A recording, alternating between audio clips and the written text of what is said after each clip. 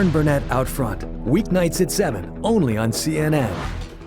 Very strange new development in the Hannah Anderson kidnapping case, the case of horrors. A member of Anderson's family was the beneficiary of her abductor's life insurance policy. So let me explain.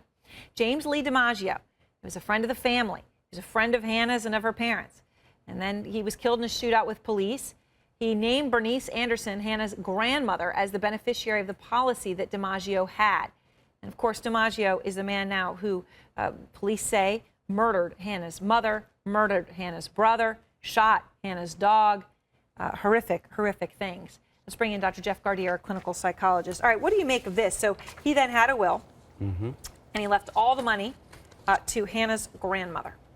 Well, it could be that, of course, he wanted to leave the money to Hannah. We knew of his infatuation, obsession with her, knew it was socially inappropriate to do so. That's not a blood relative. He could have left the money to his own sister, but instead left it to the paternal grandmother. And I think it tells me a little bit more about how obsessed this individual was with the family, how embedded he was with that particular family, how everything was about life with that family. Well, it certainly does seem to show some level of obsession, which of course we've seen before on the day of the abduction, that there were 13 back and forth calls or texts between DiMaggio and Hannah. That's right. This fits with that. What does this mean, though, for Hannah?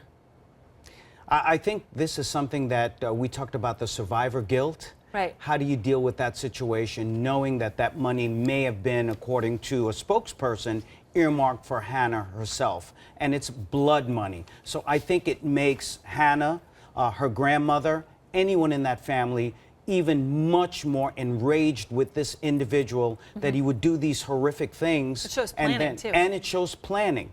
Did it go back as early as 2011 when we think this insurance policy came out? Was this something that he had intended to do to try to get Hannah in whatever way he could?